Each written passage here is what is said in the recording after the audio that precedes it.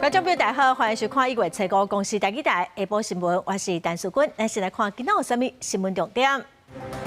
美国列起委内瑞拉总统马杜罗7日透早会防疫毒品罪伫纽约出庭，美国嘛强调美军这届行动无需要国会同意。台股指数冲破3万点，创历史新高，台积电上悬起到1695块，也毋过只有 AI 概念股起，其他超过700间公司拢落。依然一对阿某宣传讲会当用法术来挽回感情，其实是诈骗，有受害者哄骗14万，这先生嘛已经落跑去越南。来看，美国列起委内瑞拉总统马杜罗翁仔某，伫台湾时间7日透早会防以涉毒品遭诉定罪，伫纽约出庭。美国总统川普伫测试嘛表示讲，那委内瑞拉副总统目前的临时领导人，无要甲美国合作，效果嘛会真惨。美国国务卿鲁比奥嘛强调讲，美军这届行动毋是对委内瑞拉开战，所以无需要经过国会同意。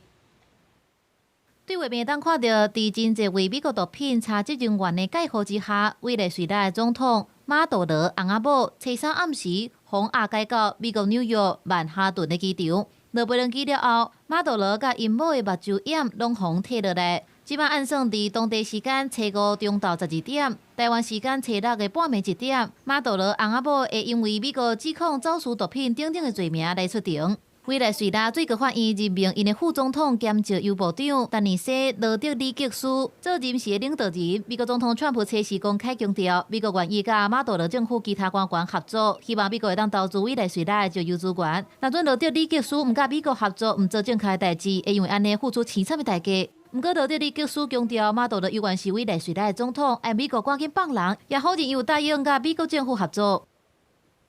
This looks like it will not fundamentally change what's happening in Venezuela. This is not a clear triumph for democracy. It's certainly a terrible undermining of the rule of law. 不过，美国国务卿罗比奥测试强调，美军这届行动并不是对委内瑞拉开战，所以无需要经过国会同意。It wasn't necessary because this was not an invasion. We didn't occupy a country. This was an arrest operation. This was a law enforcement operation. 罗比奥指出，若准备改变美国甲委内瑞拉的关系，要先解决几个重要的问题，包含委内瑞拉袂当继续互中国、罗西亚、伊朗、古巴，还佫有黎巴嫩真主党的情报人员摕来当作活动的基地。委内瑞拉袂当佫互帮派成员大量迁入来美国。也袂当佫互毒品透过委内瑞拉对哥伦比亚流入去美国。委内瑞拉的国防部长罗贝兹测试批评美国绑票马杜罗翁仔某，国家的武装部队已经进入备战的状态，会保卫国家的自由、独立甲主权。公司新闻警员强编译。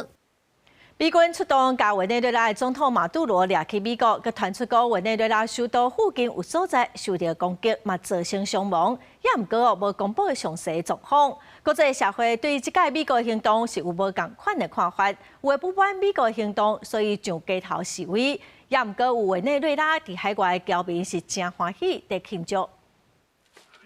刚去处理规个气候炸弹，牵甲嘴鼓鼓，大门互吹气石头冻掉咧，而且外口的墙嘛变形有够歹开。美军星3透早打击委内瑞拉、卡拉卡斯4科维亚军事基地，甲机场等等在内5个所在拢起防攻击。卡拉卡斯西边沿海地区卡蒂亚兰马一寡居民测试透早，雄雄变做是无厝通住的人。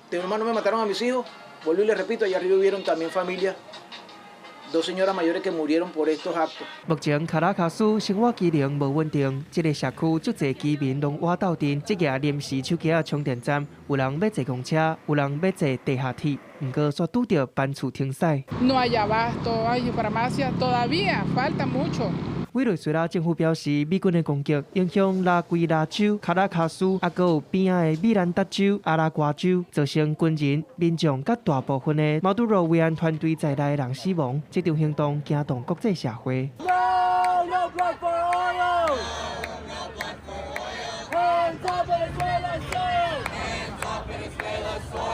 伫美国纽约，反战人士出来抗议，批评美国侵犯主权。西班牙、土耳其、巴基斯坦，还有印度，嘛有足侪人出门示威。不过，嘛有支持甲俄勒美国行动的国家甲团体。伫西班牙巴塞隆纳墨西哥市的委瑞瑞拉人讲，伊足欢迎 Trump 政府甲马杜罗掌掉的。目前为着预防难民走入来，造成区域变动。哥伦比亚已经甲委内瑞拉边境安3万的士兵，而且宣布进入一级战备状态。巴西有媒体报道，伫咧委内瑞拉边境加强管制，控制难民潮甲安全威胁。委内瑞拉伫咧南美洲北边、西边甲哥伦比亚公家管理大概2050公里的边界，南边甲巴西接触的所在有2000多公里的边界。这3个所在正做是南美洲北边重要的地缘三角。公视新闻吴文玲编译。伫委内瑞拉将近30档的台商是表示讲，当地民众是照常生活，当地即马是真平静，也无示威游行。伫首都卡拉卡斯的台商会长嘛指出讲，美军行动的迄暗，因伫厝里拢有听到爆炸的声，也毋过是无受到影响，目前嘛无打算要离开。今天过来这边加油，情况就比较轻松一点，车子没有那么多。住伫委内瑞拉200年的台商尤先生，记录伫首都卡拉卡斯塞车差不多5点钟的一个加油站，民众排队加油，照常生活。伊讲，虽然街仔路警察有小可增加，不过并无看到大型示威游行，对政治局势无稳定，在地人民也是持续观察。因为今天是礼拜日，而且他们还在新年的假期当中，所以其实街上的人没有很多。我觉得委内瑞拉人的现在的心情应该是在等待吧，因为今天其实政府也没有发布新的消息出来，但是大家其实都还蛮平静的，甚至还有侨胞今天早上还出去晨跑，绕了这个首都一些比较商业的区域，然后他们都说一切都正常。住伫委内瑞拉首都的台商会长纪晓文讲，美军发动突袭的迄暗，伊伫咧厝里就听到真大爆炸的声音，出动时随着约着是美国动手啊。断断续续就听到嘣嘣，因为我们在首都，我家的位置可以看到半个嘎达嘎，另外被炸的那边呢，我们这边看不到，挡住了。本来我想出去拍，后来想说，有那么危险啊！听到4点多，你知道吗？那个飞机就是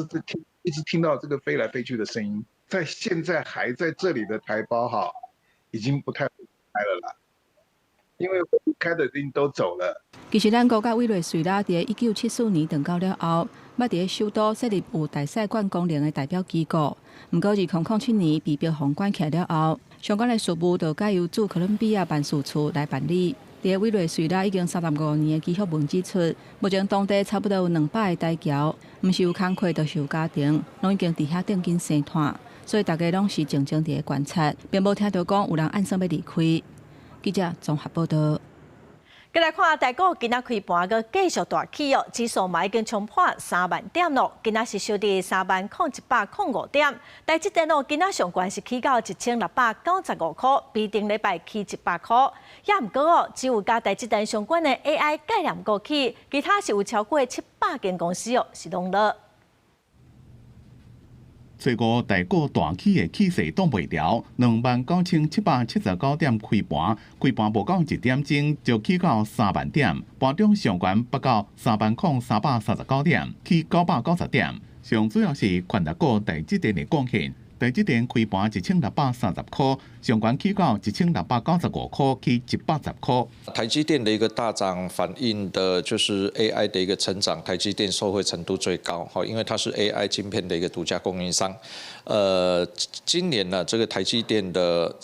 资本支出呢，可望再度的大幅调升。1月15号因为是台积电的一个法说会，所以股价呢是先上涨来做反应。台股的多头气势请假挡袂牢，这边起爆除了台积电、鸿海、台达电、联发科等 AI 股，其他唔是 AI 股盘的家数超过700间，比起的家数加3倍。因为国安基金已经护盘超过9个月，后礼拜二要开例会，国安基金会继续护盘，也是退场，市场正关心。分析师认为，国安基金若是退场，是毋是互市场猜测，或者是担心起罪回档，拢会考虑。因若美国掠委内瑞拉总统马杜罗昂阿布的代志，大概就看股市是毋是有影响。因为委内瑞拉它在全球供应链的权重很有限所以说目前的这个事件除非就是说还有后续，要不然的话就是说引发这种系统性的这种股市的震荡机会是相对比较低的。专家认为，地缘政治会影响股市的波动，因股未改变趋势，台股基本面也是有动。过来 AI 宽达股敢会继续起，或者是会出现 AI 水波化的隐忧，拢是影响股市的变数。记者综合报道。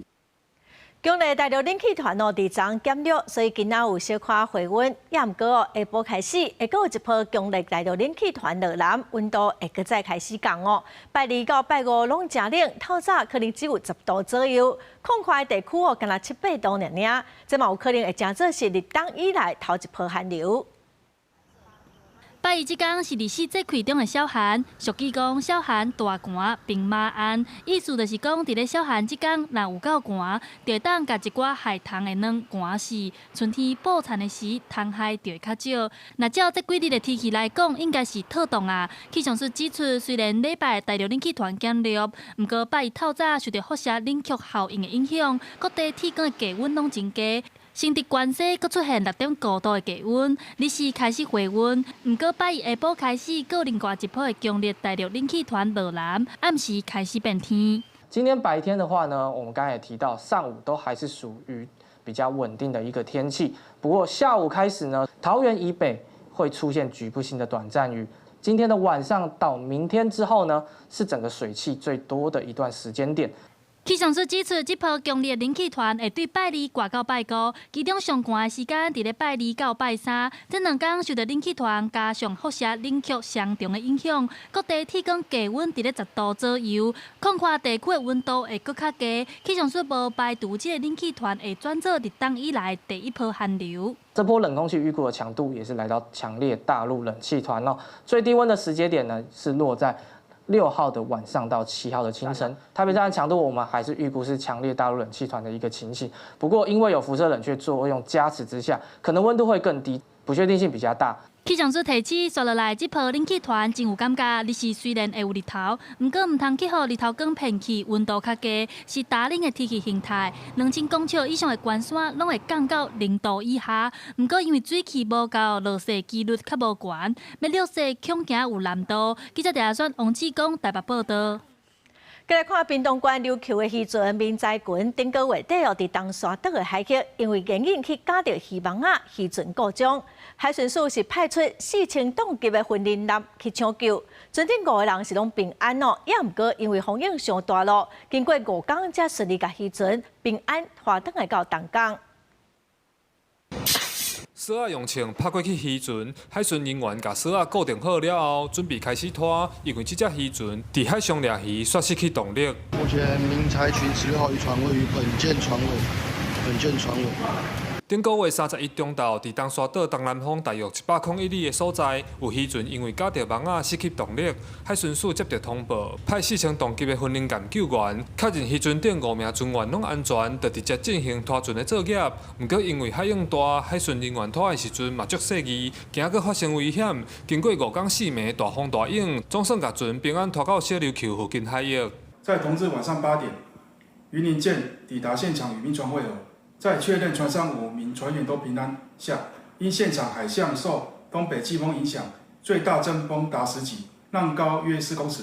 在此恶劣海象下，渔船失去动力，随时都有可能发生意外。为维护我国及渔船及人员的安全，在不及等待其他游船前往救援状况下，云林舰基于标准作业程序展开拖带作业。受到东北季风影响，海上的阵风上悬有到10级，海涌大约3至4公尺。好佳在训练舰顺利救援，初时透早甲这只渔船拖到小琉球附近交接，落尾安全到东港渔港。记者柯永杰，屏东报道。再来看115年度中央政府总预算，各地立法院还未审查。国防部是表示讲，包括稳定精准火力打击系统、有鱼叉飞弹系统等等哦，这恐惊拢会影响到国防备战。民进党的立委嘛呼吁在野党唔通互国际也准讲咱台湾无愿意备战。那位是爱执政党唔通个政治化话，强调讲只要官员愿意沟通、提出态度，这拢通处理。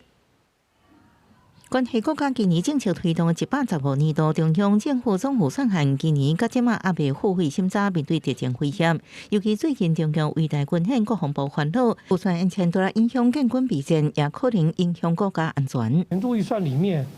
有很多跟我们这个嚇阻不对称作战啦，嚇阻敌军啦，这个保护这个战士的各装啊，还有照顾官兵都有关。希望大院都能够把我们的预算排入委员会。国防部向立法院发声，若预算案无通过，按算有71%无法度按原时间执行，影响毋但是资源规划分配，也可安怎向国际社会传达自我防卫决心，加展现协助战力的重要信号。看到世界的媒体会讲说，台湾是不是没有办法坚决的表达出他抵抗侵略的决心？这一次的这个演习当中，我们也很及时的说明我们应对的这个措施。预算部分，我想我们也会适时的向全世界跟我们的社会说明，国防部是很负责任的，提出年度及特别预算，因应敌情，增加我们的战力。行政院主计总处主计长陈淑珠表示，115年度总预算案无审议通过，因是国单位加总名动资金额2992亿，毋但新兴计划7007亿元办理，连第一、第二预备金加灾害准备金170亿也无法度叮当。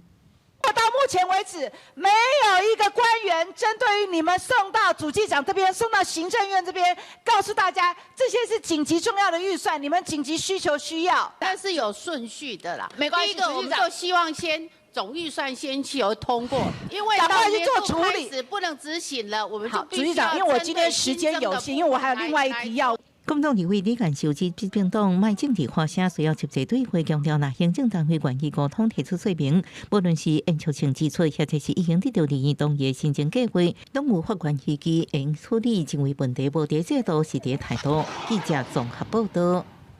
针对中共发动伟大军演的时，海委会主委管碧玲表讲参加海巡署官员的退休参会。海巡署长张忠良今仔是表示讲，这是建议讲照常举办，因为中共的海警船甲中共的军舰伫12月30日暗时6点就离开咱国限制水域咯。署长嘛强调讲，这个参会是公务行程，伊迄天无啉酒、无唱歌，一切嘛拢符合政府相关的规定。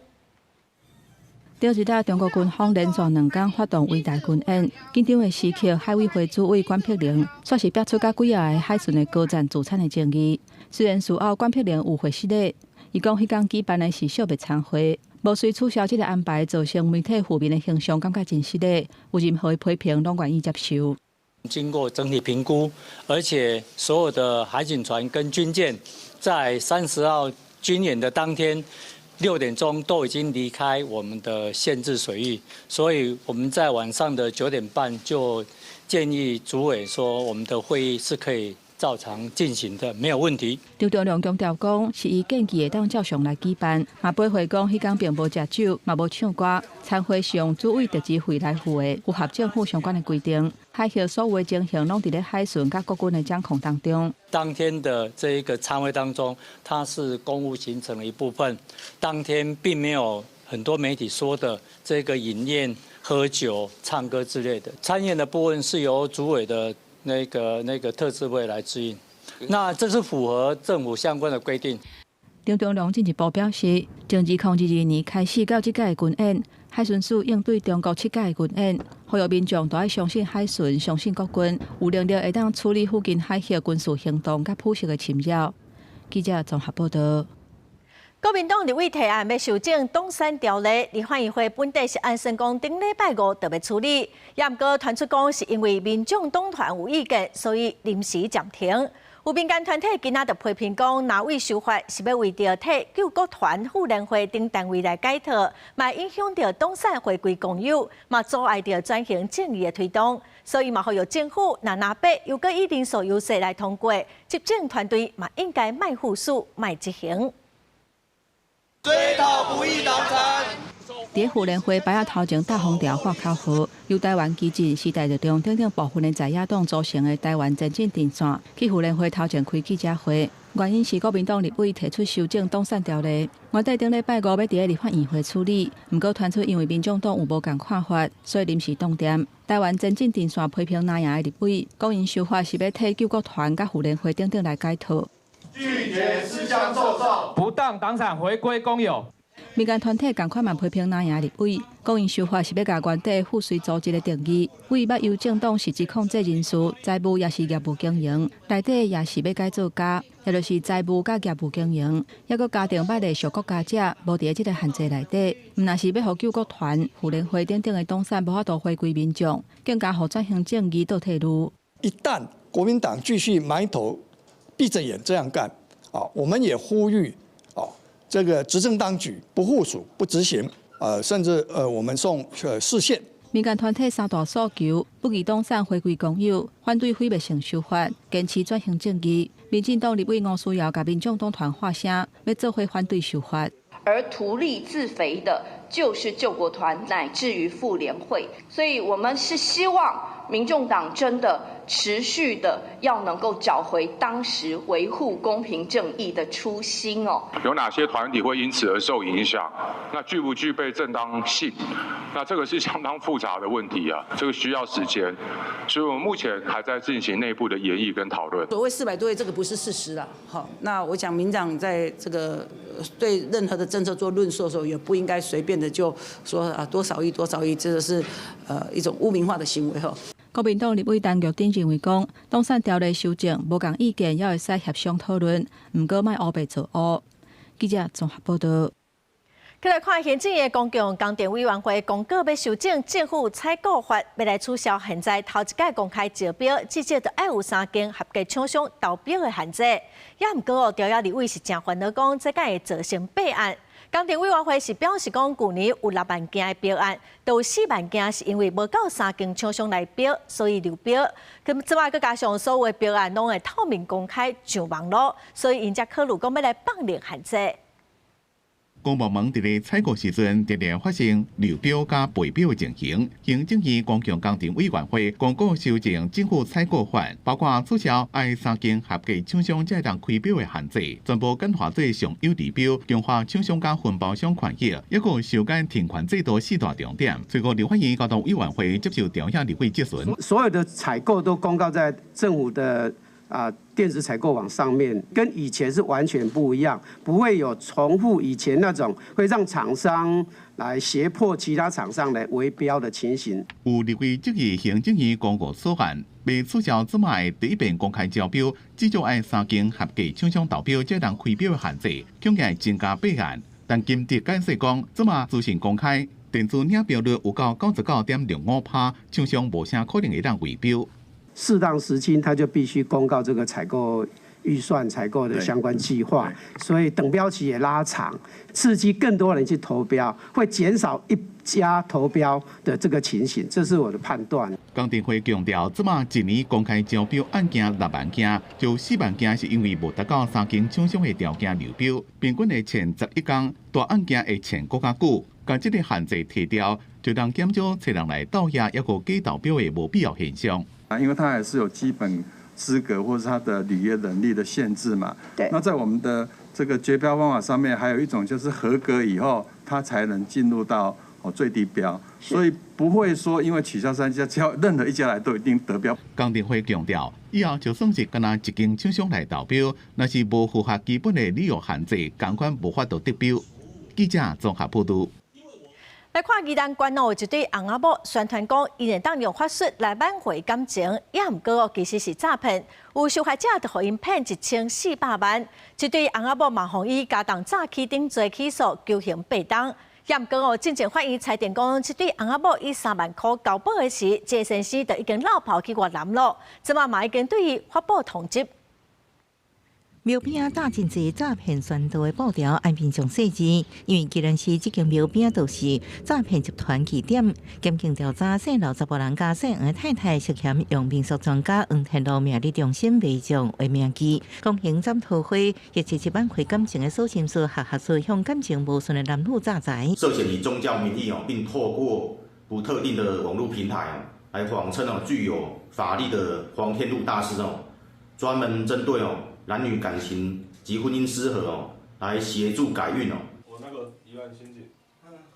因为两人诈骗的案件，被害者全国拢总负，暗过国体检方调查了后，大部分是讲民俗信仰纠纷，连续得到无起诉处分。宜兰地检检察官郭天如发现有问题，启动侦办追查。去年3月指挥检方将两人具体告犯，查出有被害者一摆被骗将近1400万。检察官第一波侦办了以后，有向法院申请羁押刘贤，为宜兰地院以3万元交保以后，刘贤随即就弃保潜逃。那目前本署发布通缉，会积极的查缉中。不过检方侦讯了后，涉案查某人3万交保，涉案查某人剩下，法院裁定3万交保，交保了就4年。根据了解，已经起保度较悬难。另外，涉案查某人交保了后，继续领被害者的钱，做先生逃走的所费。生命我唔相信啊，我哪相信生命啊？伊生安命，拢无效啦。福建民众对这对翁某情形唔知影，不过对早期行为感觉真可恶。专案检方最近定结，照加重早期顶罪嫌起诉涉案查某人，具体求刑8年，成压警戒核准。逃走的涉案查某人发布通缉，继续追缉当中。记者综合报道。来看正出名卖冰的店明香园，甲卖面的东印快得手哦，头家涉嫌用虚罗配来协助境外跋筊集团洗钱300多亿。北检今仔侦结起诉35个人，这间面店洗落的头家，可洗钱就赚3亿外。检方嘛建请法院判伊9当6个月。警方把门撬开，查到不法的据点，因涉嫌对这保育平台提供缴价独大加出入金的服务。警方分析几路路，抓到不法集团成立的18间龙头公司，台面上经营合法的买卖，实际上是找人做介绍、相片查接，建立名叫做台湾赢 TWW 支付的第三方支付机制，替线上56家庭保育集团服务。该集团分工缜密，除了另外成立广告公司，并配合会计师事务所，同时架设完整的人头公司网站，建置货单系统，以自动产出与金额相符之虚假出货单，佯装合法交易供检警查核。4单的主嫌犯等人，家己建立第三方支付软体，协助洗钱，每一条钱抽2趴佣金，正半年洗钱金额超过10亿。这么案件侦结，检方依照洗钱跋筊等罪嫌，总共起诉9个人。另外，真有名的餐饮业者明香园冰室加东印快多手的负责人，被指控利用餐厅的名做所在从事不法，唔但成立跋筊网站非法经营，也佫开发第三方支付工具 HeroPay， 替因家己一个境外贸易集团洗钱，金额有到306亿。检察官依洗钱、意图盈利赌博等罪嫌，依法起诉罗姓被告等35人，并针对6名主嫌具体求处有期徒刑5年至9年6月以上之重刑，洗钱金额306亿余元。餐饮业者斗相共洗钱，总共35个人被起诉，有一寡被求处动刑。这么愈来愈多第三方支付和犯罪集团摕来洗钱，要安怎有效管理？相关单位就要注意。记者综合报道。来看高雄标出卫生局心理卫生中心的前执行秘书何建中性侵害辅导个案的小女，国民党的民意代表今仔是开记者会，要求市政府甲相关的官员送政风处调查。高雄市卫生局今仔早起嘛表示讲，伫侦办期间保密是为着要保护被害人哦，后续会来检讨强化社会安全网。面台坐一排手提标记牌，高雄标出卫生局心卫中心前执行秘书何建中利用职权查立管辅导小女个资，涉嫌诱骗性侵案件。国民党面台初5开记者会，要求全面检讨社会安全网破卡，并点名卫生局长王志忠爱下台负责。不只是社会安全网漏洞，连治安的洞漏得更大，完全都没有开过记者会出来道歉，也没有说明哦。市府的社安网。破洞了，导致孩子被公务人员利用职权来伤害。我想市长身为高雄市的大家长，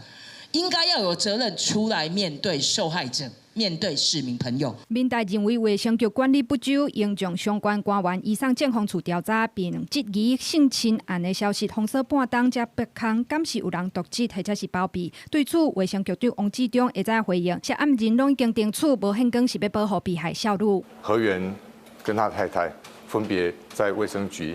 被记2个大过免职，在社会局也被记2个大过免职。此外，河源因为涉及到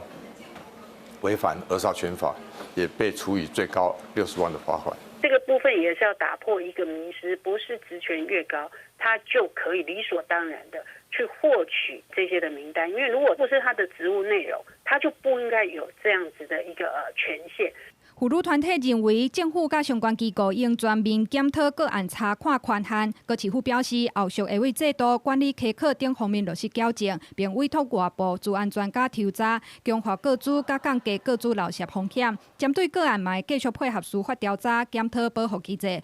公司新闻单访问柯正俊高雄报道。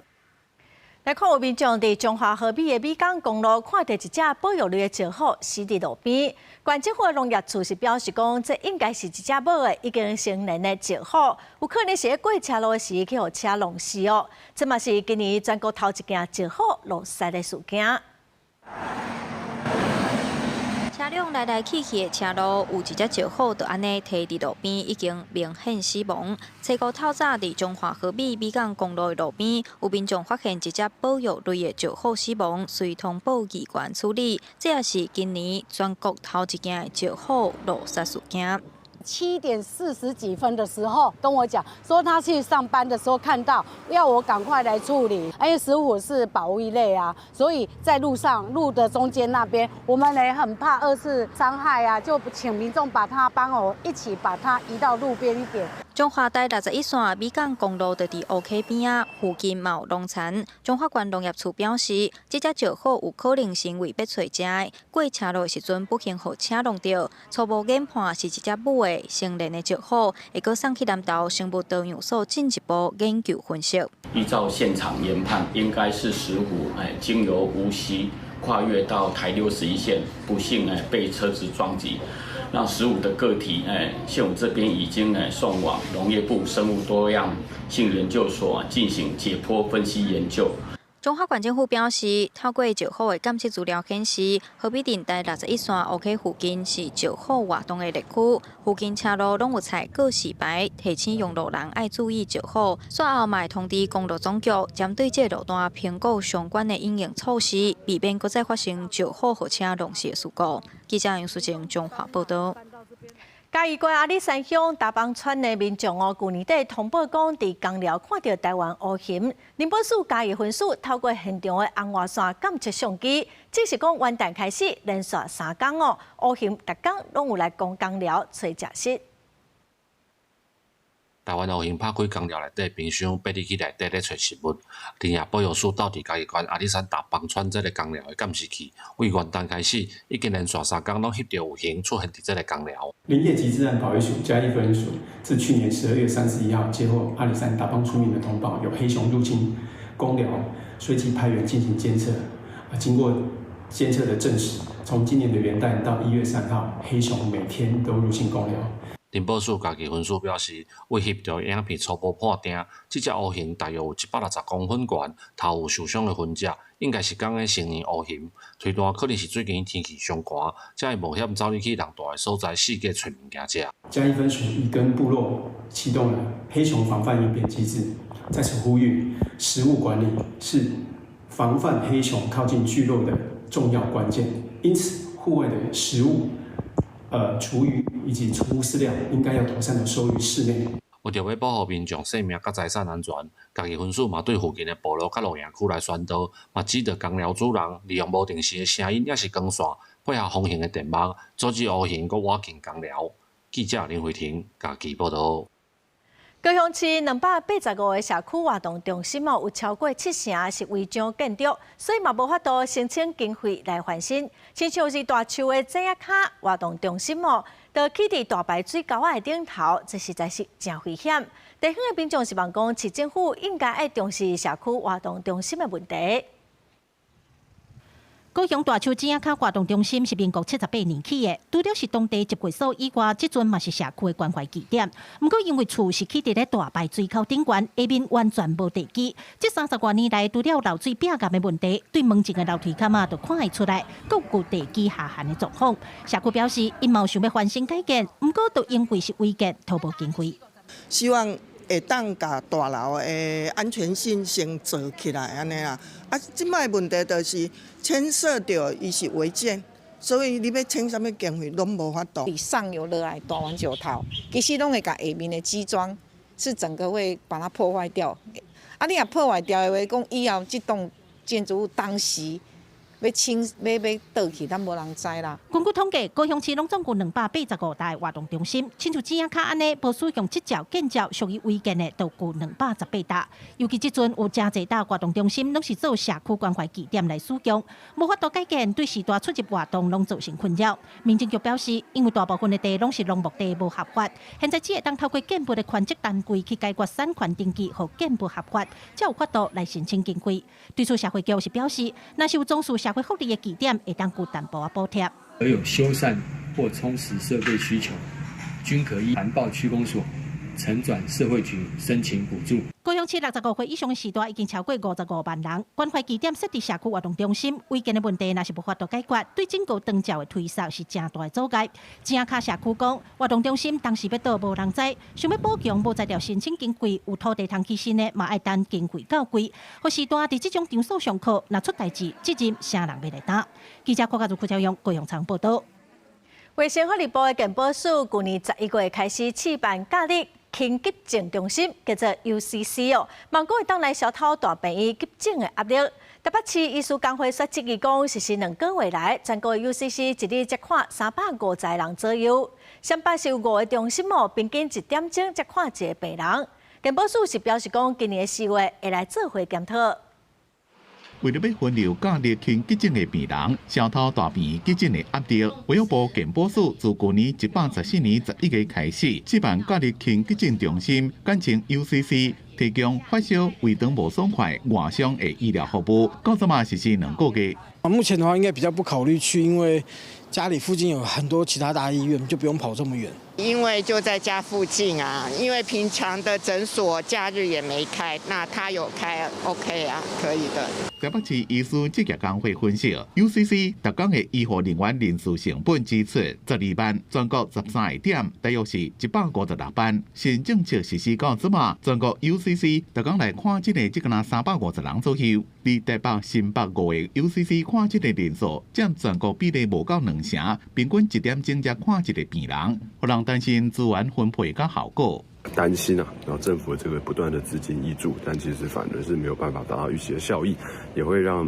民众和这个医界的这一些伙伴其实是感到相当的失望和这样的一个担忧。南区的经验还不错哈，它是透过一些医学中心，它在它的门诊或是急诊部分会贴出宣导，那有些医师也会跟民众做说明，那我们会把这个整套的宣导方式移到像新北、台北的这些医院。健保署统计 ，UCC 即马总就医人数超过3200人，按算实施6个月了后，也就是今年4月会检讨是毋是要搁加设点。因若今年旧历春节假期有9天，将会用加成奖励鼓励诊所看诊。1月初9会搁再统计诊所开业的情形，来评估春节 UCC 开设的情形。记者综合报道。为着要抢救少子化，惠灵县政府113年开始2档6月补助，嘛成功增加1倍案额，一档哦拢有11000外的案额。县政府是宣布讲115年开始升到第3开哦，一胎是对3万块，要提悬到补助10万块。中央提供的补助嘛是会讲继续领。这位食小姐28岁，已经有2个囡仔，下个月要生第3个，拄好会当领惠灵县政府增加的生育津贴。为第3胎开始，每一胎补助10万块。就是很开心啊，就是觉得很幸运，就是在这个时候怀第3胎，就是拿到的补助又更多这样。对，很开心，很惊喜啊，就是对，有点意外这样。后面还有一些教育费啊什么的，也是一个庞大的一个支出，我觉得不会为了这个10万块再冲动。为了影响少子化，要增加县内生育率，惠灵县府为113年启动2年6月生育补助的计划。统计113年甲114年出世的人数有甲11400多人，比往年加1倍。为了鼓励生育，115年推出第3胎开始补助10万块。如果愿意生到第3胎，对于我们整个国家的这个人口数会正成长。我们不是在整个经费上非常充裕，但是呢，我们回归到原来第1胎到这个第2胎还是维持3万块第3胎以后就是领10万块了云林县府表示，去年全国出事的红婴仔人数无甲11万人，是真大的国安危机。面临少子化的情形愈来愈严重，希望透过增加补助，会当鼓励云林县民生囡仔，而且县府的补助甲中央的补助两边拢会使同齐领。记者综合报道。有一寡时代拢凊彩食哦，也毋过长期落来营养不良嘛影响健康。台北市政府就推出健康加一点的优先点价的计划。台北市有232间便当店、小食店、还有餐厅加入，今年哦，搁要扩大办理。我们如果想要预防肌少症，不管是预防肌少症还是营养不良，我们其实都建议就是65岁以上长辈朋友或是一般民众朋友，我们一餐的蛋白质、豆鱼蛋肉类的食物要吃到1个掌心，至少要吃到1个掌心。然后选择类别的话，尽量帮我们选择就是天然食材，然后健康烹调的部分，不要油炸，也不要加工食品。那这一块我们就是做在每个3餐部分都要去尽量的摄取。然后另外在乳品的摄取很重要，我们是鼓励就是每天可以多喝一些鲜奶，或是优酪乳、优格、起司等等的，这部分也是很好的优质蛋白质来源。市政府鼓励家己优先店家的便当店、餐厅会当互人客来选讲卖伤咸，还是讲卖伤油，还是讲煮含软的，来重视健康的食食。卫生局嘛表示讲，台北市老大人超过1成有营养不良的风险，嘛有1成外有肌少症的症头，望讲会当来鼓励大家食好营养、食好健康。再来看中华篮球协会去年3届的会员大会哦，拢因为理事长无出席，无法度顺利举行。运动部今仔是表示讲，这因无法度接受，所以一礼拜会来发函予篮球协会，望讲理事会会当来提出作为具体改善，若无排除要来处罚这理事长。篮球运动发展伫国内受大量关注，运动部初5到天气评审，理会关心篮球协会会员大会，因为理事长拢无来，3摆流会，这批篮协第4月安怎改选？面对理会追问，强调会督促篮协进行具体改善，赶紧召开会员大会。为什么要召开？很重要，相关年度工作计划、收支预算、员工待遇表，这些都需要会员大会来决议。我们要促请理事会要有所作为，没有办法召开那个会员大会，他必须要透过理事会的决定，未来即便理事长不来，他都可以继续去召开。对世界杯男子篮球赛安汉区足决赛，咱的队伍甲中国队要伫3月甲7月交手，结果国际男总将原本3月伫咱伫台湾的主场比赛煞到菲律宾举行，理会批评是政治影响体育，要求运动部按期含国际男总7月伫中国比赛，应该伫第3题进行，两队拢该伫无主场优势之下比赛才公平。7月6号，他这个时间都定下来，这个场地去移到中国去来打球的话，那我们就绝对不能接受。我们也希望在中国大陆比赛的场地也移到第3方的场地去办理，这样才叫做互惠、互等、平等的一个对待的方式。先调查过外国运动部正在需求可选也面临可能的变动，因为高普考的体育行政考试计划将运动社会学加体育行政甲管理合并考试，引起体育界讨论。学者甚至发文批评认为运动社会学的专业地位明无清楚。运动部甲可选部拢承诺会伫3个月内进行相关的评估，因应可能的考科变化带来影响。记者综合报道。来看台中的国立中兴大学，最近伫校园新设一个托儿中心哦，今仔正式开始。这嘛是咱国内头一间国立大学有附设托儿中心，一开始60个名额，连面都拢收满了。足侪囡仔伫咧教保员的陪伴伫外口，生甲足欢喜的。国立中兴大学为着满足校园员工的顾囡仔的需求，伫咧校园内底设托婴中心，1月初5起购。中午中间休息的时候，都可以来看一下小孩子，会对他的安心在这里的教学、研究、服务、行政会有很大的帮助。那万一有什么问题，也都可以来就近就是看看小朋友到底怎么了，所以我们就可以很安心的上班，不用很担心说我们还要跑到好远的地方去接小孩。中兴大学表示，校园内底教职员有1/4拢是女性，其中有足侪老师的，因为工课无用，足歹顾囡仔。校园除了予有薪的，还佫有有由2岁以下囡仔的老师会当减少上班的时间，佮规划这座校园内底托婴中心，拢总招60个，是头一个国立大学有设托婴中心的。目前师生比是1:4，比即马法规规定的1:5更较好。希望女性员工会当安心上班，而且提供友善有囡仔的环境。卫福部跟劳动部的一个政策，所以他们都有相关在硬体设施方面的补助啊。准公的方式意思就是说，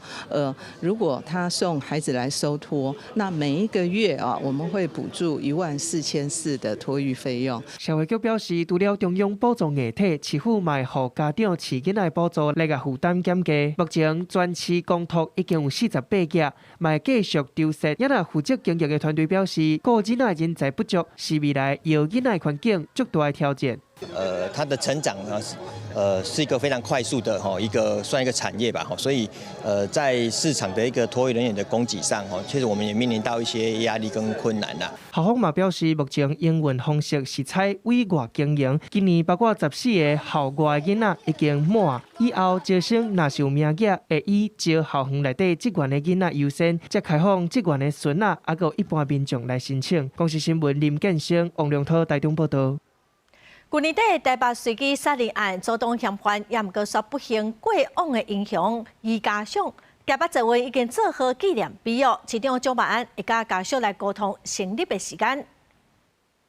我们都持续跟家属保持联络，也一定尊重家属他们的决定。所以这个部分，我想也因为于先生他的告别式也才完成，家属可能后续我们来了解他们希望设置的时间以及相关确认文字内容。纪念碑会设伫泽文台北车头 B1 往N8出口的所在。泽文公司嘛已经有通知家属讲，纪念碑已经做好了，目前是信用部扛起来，会佮家属来参详讲看下来要安怎来安排。再来看花莲万英乡民里村，之前因为马太阳溪放山湖灾情是真严重哦。村长伫个勘灾的时滑倒，又接骨断去，无法度行，嫌徛拢有问题。之前上无用路，一直在啉，最近总算愿意去大医手术了。双手扶轮椅62岁万英乡平地村长林万成，伫太太陪伴之下，总算愿意去病院治疗。发现心肺救灾甲中间竟然忍疼2个多月，即马连徛甲行路拢有问题，都真唔甘。压力太大了，整个神经、整个系统都这样，让他很像扛不住了，就真的倒下来了啦。那段时间呢，都强忍了。就忍耐呀，就叫他去看病，他都不看病啊。有一段时间，明里村大水灾是发生伫去年11月70日，风台爆发，将马太湾溪内底因为0923放山湖放弃了所囤的大量土沙冲击暴露，村长勘灾无说一滑倒，第5站两骨进去，爱手术治疗。医生说什么？就是断掉了。断掉？没有断掉啊，还是要开啊，不然的话后面。一直压迫神经就麻烦了。那个压力太大了哇，真的，我总觉得我快倒了，你知道吗？这件事自0923公布大水灾了后，在区第2位村长大院，顶一位是公湖乡罗马村长王祖汉，因为肝胆发炎大院手术。万英乡明日村长林万成是伫去年12月29开刀，要来静养。在区基层人员的健康情形，需要相关单位来重视。记者综合报道。代替一级支线2021年中段哦，今仔宣布讲头一阶段开放通车，对丽水会当通到一级站咯。早起就声真侪游客，交通部嘛表示讲第2阶段一级到车顶，6月底会完工，会当全线恢复通车咯。火车驶过来，一只代替区间车撤回专门列车到入站。南投集集火车站停驶1年8个月，车站总算恢复运作，买票列车客满游客，附近店头也真欢喜。其实小镇可以因为这次的复驶，然后带动我们观光能够更发达这样子。跟以前差很多，对啊，就觉得已经变得很萧条了，对啊，所以这次的复驶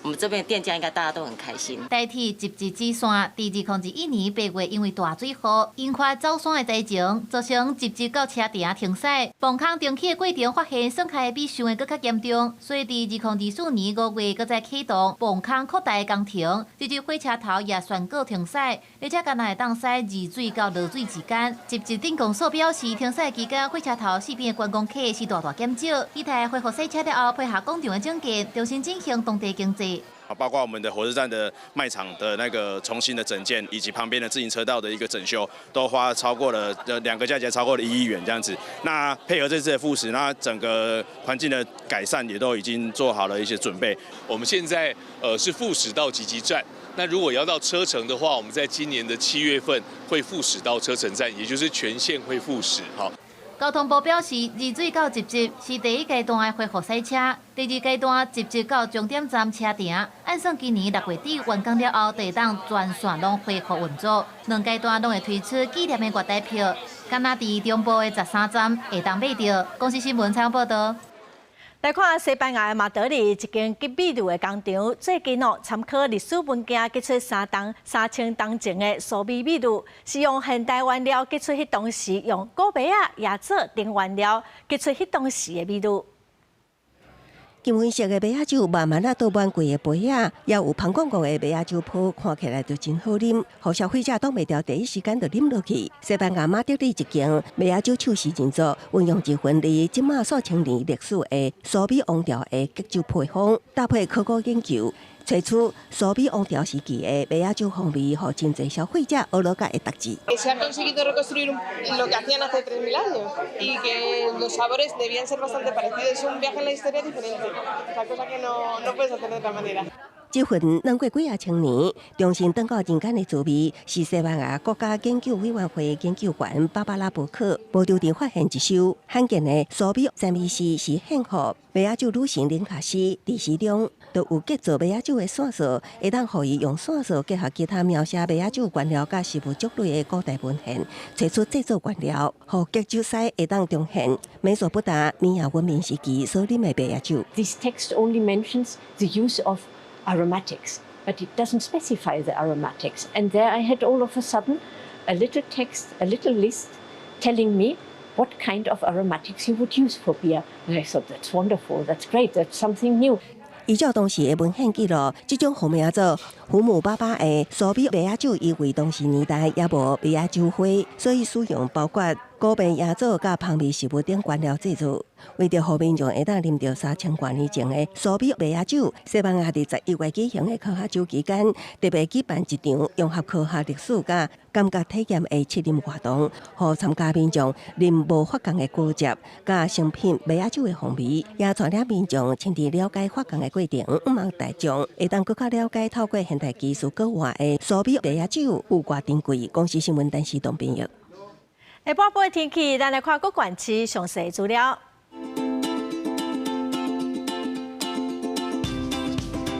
北部地区上低15度，上悬20度；中部地区上低15度，上悬23度；南部地区上低18度，上悬26度；东部地区上低18度，上悬24度。外岛地区上低12度，上悬22度。再来看未来3天的天气。